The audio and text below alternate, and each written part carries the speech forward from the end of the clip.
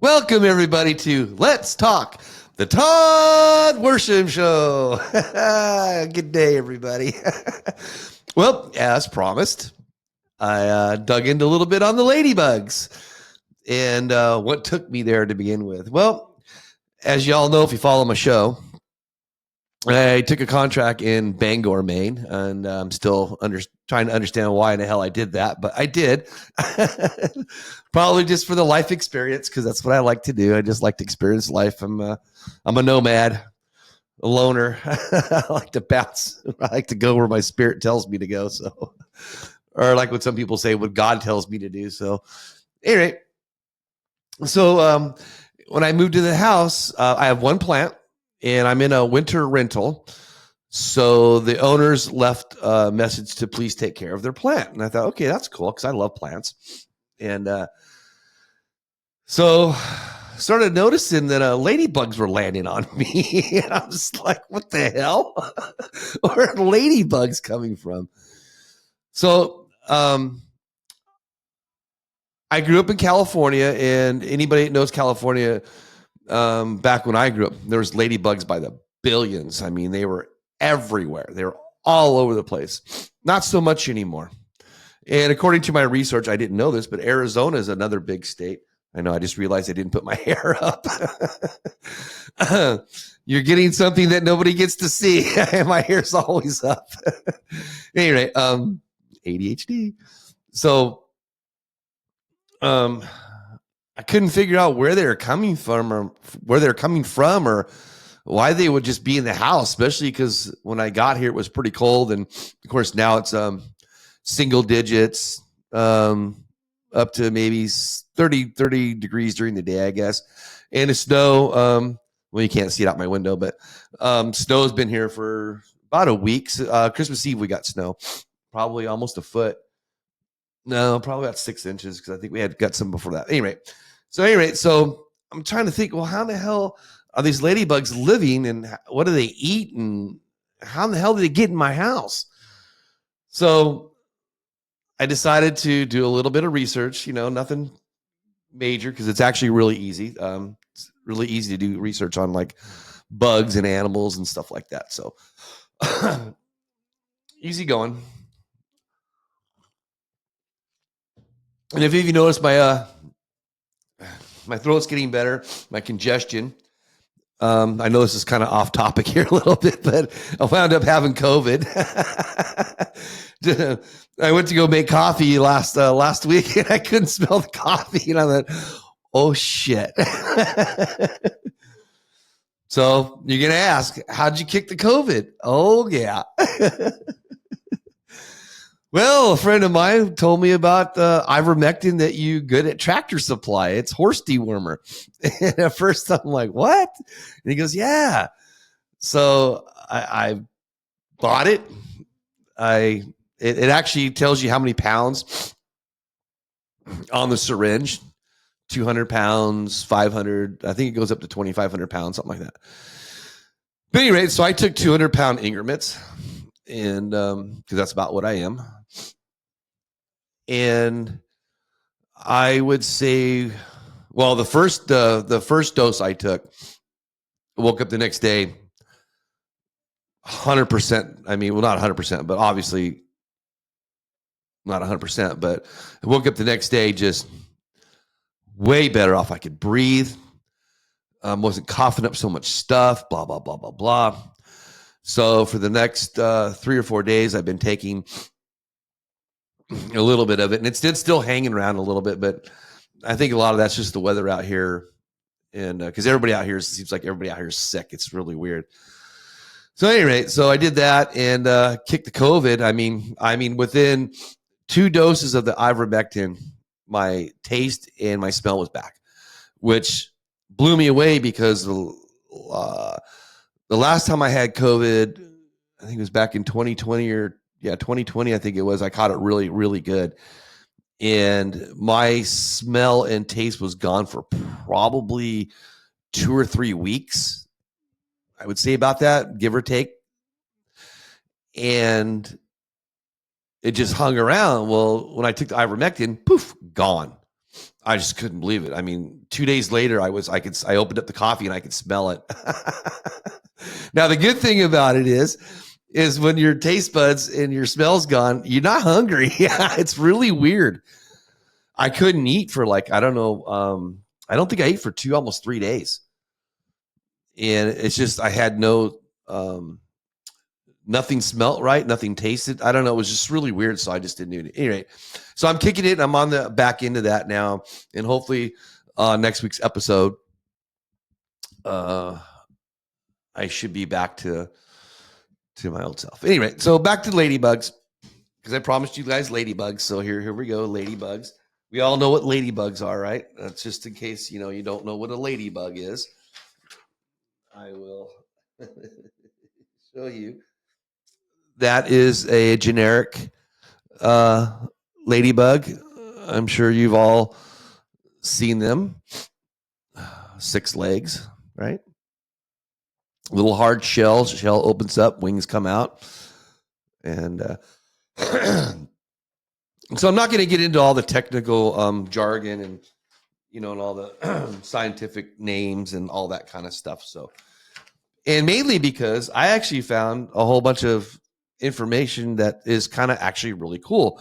In fact, there's so much of it, I don't think I'd even have time to even do it on my show. So, but hopefully this will stimulate you to look it up a little bit and get into it, because it actually gets into religion, which kind of blew me away, because I never understood why they were called ladybugs. Well, goes back to, believe it or not, back a long, long, long way here. And I went online and did some like Q&A and stuff like that, which was, I found a Q&A, which is really cool. So, and I like this one because it asks questions and it gives some answers. And I just thought it was kind of cool. So I'm going to read this to you, and apologize if I'm looking down and reading, but so the headline of this particular paragraph is called Ladybugs and Mary. Now, when they say Mary, we all know who Mary is, right? Virgin Mother Mary, right? Okay. So the questions are, the first question is, are ladybugs or lady beetles named for the Virgin Mary?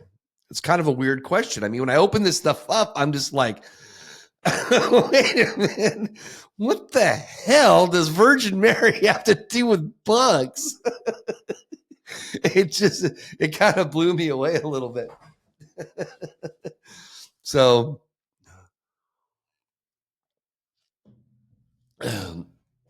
anyway, the answer, according to, now I don't know what the SM is. So it was answered by Father Johann Roten. Looks like rotten, Roten. And then it's, his title is SM, and I'm not really sure. I don't know if that's Science of Master or what it is. Anyway, I have no idea. Anyway, so are ladybugs or lady beetles named for the Virgin Mary? So he states, the ladybug in its symbolism is not exclusively linked to Our Lady. The most poetic of all insects has a variety of names which are not connected with Mary. In some cultures, the ladybug is assimilated to the chicken and called, I can't even begin to even say these names. I feel so ignorant. Related to the assimilated to the chicken and called the poulette de bon Dieu, which is French, which I probably tore that all up, and or the pola, Italian. Our references is made to the dove, Italian, and cucurbitor is Romanian. English culture knows an alternative name which assimilates the ladybug with the cow. Wow, that's weird. It becomes lady cow or cow lady. Actually, I think I've heard that actually. Other variants are the piglet and Madonna. Sheep. It is true that most of these names pattern after well-known domestic animals, thus suggesting familiarity and loving relation are connected with either God himself or the Holy Virgin as in ladybug and Haragostafa, which I don't know what that means. It looks like a German word to me. The ladybug is used as an attribute of the divine and frequently plays the role of messenger or servant of God. The ladybug establishes a connection with heaven as an evident in many children's rhymes. For example, Barbolete monte a ciel, fly, fly to heaven to ready a place for me. Wow. So I guess it doesn't tell me what language that is. It looks like French to me, French or Italian. But I guess that's part of a poem or part of a song. And a variety of cultures make this connection between the ladybug and God or Holy Mary. The ladybug is called Borania del Signor, shepherdess of Christ, in some regions of Italy and Sweden. Wow.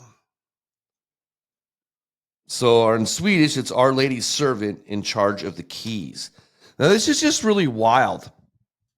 I had no clue, none, zero, that religion was connected to ladybugs.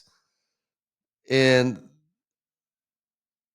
this is pretty crazy. So the author goes on to state that according to some authors, this points to a pre-Christian origin where the ladybug was a symbol of one or several divinities. Christian faith and culture simulates these symbolisms, renamed them, and gave them a new content. The ladybug is preferred little creature of Our Lady. It lives under her protection. To kill a ladybug means to anger Our Lady for 9 days. The ladybug is a bringer. The ladybug is a bringer of gifts. It brings oil to Jesus, wine to Mary, and bread to God the Father. It is in particular the bringer of good things to humans, clothes and pots and jewels. These gifts are usually in gold, thus also the name Goldie Bird.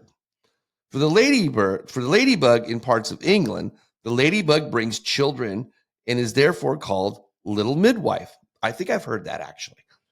In some regions of Italy, called midwife in some regions of Italy. Okay. There's also a relation between the ladybug and the sun. In several European cultures, the little insect is called child of the sun or little sun. It stands for sunny weather. Flight directions are interpreted as weather forecasts and as oracles in matters of the heart. Fly where man is found. I love the best. Ladybug is a porta fortuna of charm. And last but not least, a symbol of the soul. In this matter capacity, the ladybug is called the soul of Our Lady. Should anybody have the misfortune to kill the bug, he or she would die the very next day. The connection with Our Lady is therefore not an exclusive one. The bug was assimilated with Mary probably in an effort to baptize it and make it Christian without depriving it in its office as a divine messenger. Wow, that's pretty that's pretty cool stuff. I mean, I kind of read through this stuff a little bit when I was downloading it, but I didn't get into it like I am now. In case you haven't noticed, I'm a raw ad libber. I do like to read up stuff, so I kind of know what I'm talking about. But at the same time, I like to ad lib. I don't know. That's just my style. It's just who I am. Crap. My phone's ringing. Oh. Oh,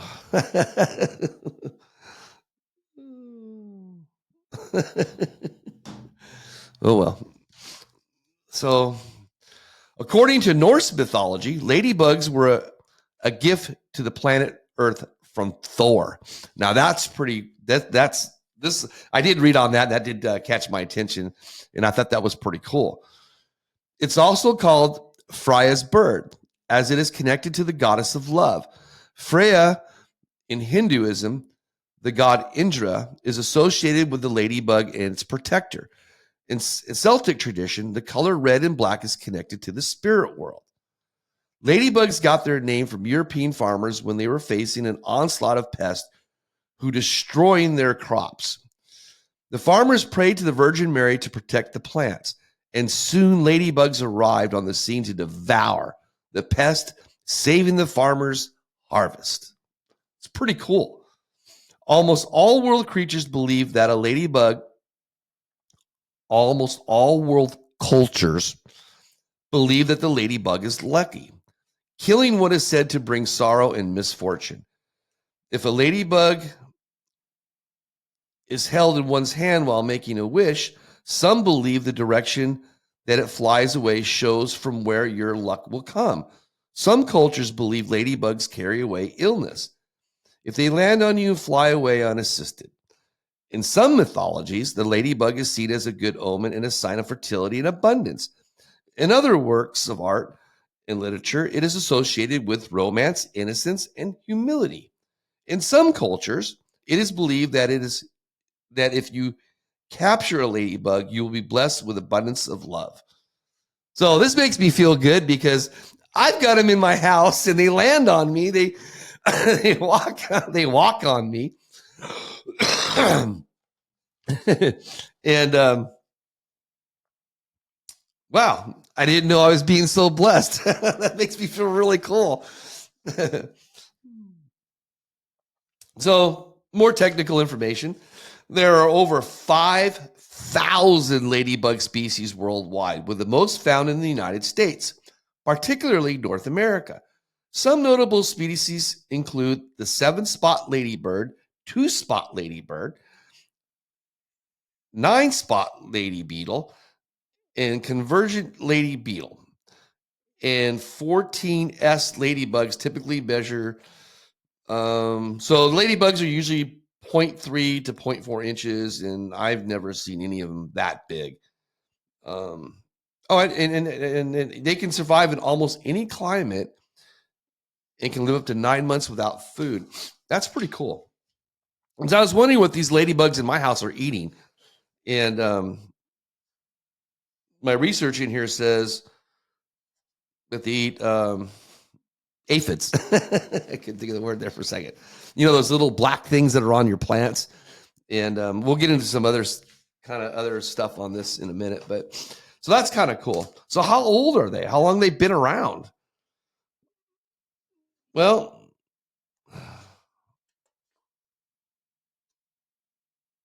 long time. Why did that print out twice? So ladybugs have been around for approximately 53 million years. Can't really back this up with facts, I really don't know, but I don't know too many things that have been around that long. I'm sure there's plenty, but as far as like insects and one-celled creatures or multiple-celled creatures, stuff like that. I'm pretty sure there's probably a lot of those, but I never realized a ladybug had been around for 50 million years, since the Eocene period, which dates back 50 million years. Yep. Wow. That's pretty cool. So, in my research, let's do this before we get done with that. So let's look over the ladybug life cycle. And this is something I didn't know either. I had no idea how long they lived. But anyway, so showed you a picture of that. Anyway, they live in the information's kind of really vague on this because I've got this one article that I downloaded, and it actually says, this is stupid. It actually says in the first paragraph that it lives 2 to 3 years. And then right below that, the next paragraph below that, it says the common life cycle is 12 months. Can't make this up. This is all in the same article. I'm just like, what the fuck? So what is it? Is it 12 months or is it 2 to 3 years? So I guess they can live up to 2, maybe 3 years, but their generic life cycle is 12 months. So, which I didn't know that. I figured it was weeks or months, like most insects. Most insects don't live that long. So the ladybug undergoes a fascinating life cycle comprising of 4 stages: egg, larva, pupa, and adult, known as complete metamorphosis. The cycle begins with the female ladybug laying eggs. Tiny yellow or orange sorry. The cycle begins with the female ladybugs laying tiny yellow or orange eggs on the underside of leaves, typically near aphid populations, ensuring a nearby food source for the larvae once hatched. The larvae feed and grow for about a month before entering the pupal stage, which can last for around 15 days. During this period, significant changes occur as the larva transforms into an adult beetle. Adult ladybugs emerge with a distinctive appearance of 6 legs, antennae, and 2 pairs of wings, often featuring vibrant red and black markings. Ladybugs belong to the family of the, I can't even say these words, the Coccinellidea. I don't know. Coccinellidea.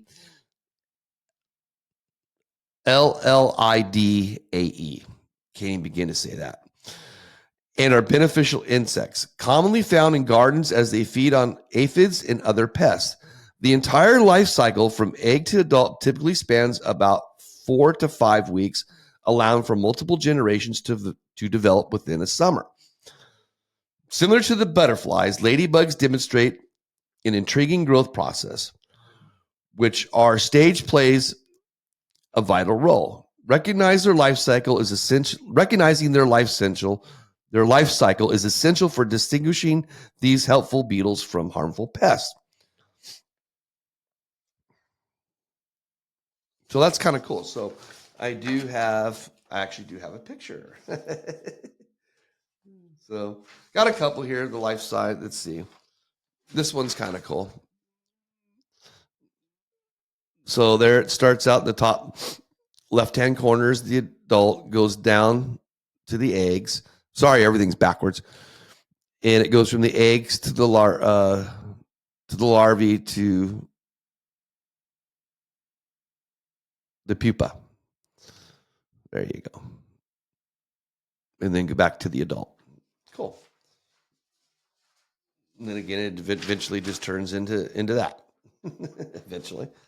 And so here's what's really strange. So can you see the larvae? See how it kind of looks like a bug?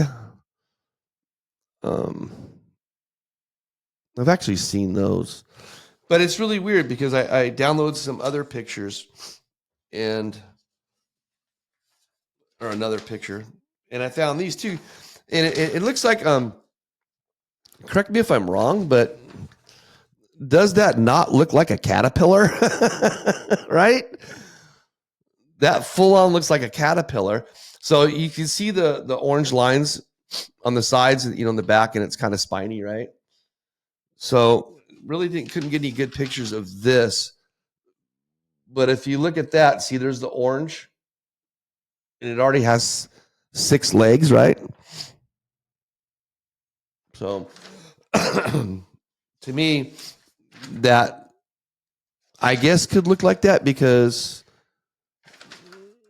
that kind of has, I can see the 4 legs in the front. And it looks like there might be 2 in the back there. But that looks like a caterpillar to me. So, which a caterpillar, I guess in a sense, is a larvae. So, but for butterflies. And then I just printed out this one because I just thought it was really cool. I've seen these. I've seen the yellow ones. And they also come in different colors and shapes, like brown. And I didn't print them all up because, no offense, didn't feel like wasting all my ink for that. But yeah, they come in all different colors. So it's pretty cool. But the yellow one, that's really cool. And I have seen one like that before. But so at any rate, more of my research got into, of course, the climate control people had to get involved in this. So I was reading an article about how populations are declining. And it started making me thinking, and I didn't get into a whole bunch of research on this because I know it's not just the ladybug. And I'm sure any of you who are over the age of probably 40 have experienced this same thing. When you were a child, you could find ladybugs, you could find June bugs. Oh, what was the other one? For me, it was monarch butterflies. In California, we had every summer you got just bombarded with ladybugs. Every June was June bugs, the little brown bugs, and monarch butterflies. Well, I just read an article the other day that monarch butterflies are on an extremely rapid decline. And of course, a lot of people are blaming climate control for that. I have my own theories, and if you've watched my shows, you know how I am about my theories. But I think this all relates back to the chem spraying, the aluminum that we're putting in the ground. And the reason why I'm saying that is because it's that, and I think it's pesticides. Because the ladybug's number one food is aphids, and aphids are grown on plants. And back in the day, like the Middle Ages, when they didn't have pesticides and they didn't have all that kind of stuff, they actually used ladybugs. They would actually take ladybugs and put them in their crops for the season, and the ladybugs would go in and they would just wipe everything out. They would eat everything, the fungus, any kind of diseases, or well, not diseases, but any type of bugs or any kind of things that were destroying the plants. The ladybugs would just come in and just wipe them all out, just eat everything, kill them. And then you'd end up with a healthy crop for the season. So I started thinking about why is that declining? Because they automatically go to climate change, which we know it's false, because not only that, NOAA, right? NOAA, National Ocean and Atmospheric Administration, right? Do you know that they just released on their website? They just released, and this is no lie, you can go there and look at it yourself. They just released information showing that Antarctica has 17% more sea ice than before. 17%. That's a lot. So you have these group of people telling you that we're going through this climate change, the planet's warming up. And if that's happening, then why is there more ice being created? You can't make this stuff up. And then not only that, but scientists have came out, real scientists have came out and have put together temperatures that they can.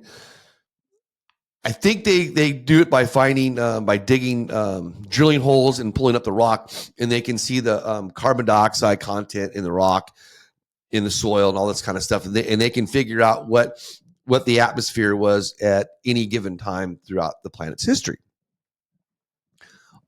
All the research shows the planet has been cooling down for thousands of years. Thousands. Is it rising back up? Yeah, a little bit. Does the average person know how much carbon dioxide is actually in the atmosphere? Because I do. 0.04%. 0.04. 0.04. You can't make this stuff up. So the ladybugs, in my opinion, are being wiped out by two things: pesticides and chem spraying. Because if you go on to engineeringwatch.org, they will show you what chemicals are being found in our soils. And the amount of aluminum and nuclides, if it doesn't piss you off, I don't know what to tell you, because it should really I don't understand why the spraying just isn't pissing people off, because we're poisoning our planet. And I know I've talked about this before, because this is my belief. The planet is a living organism. It is a living entity. It is alive. And when we introduce synthetic and when we introduce materials to it that aren't supposed to be there naturally, we start killing our planet.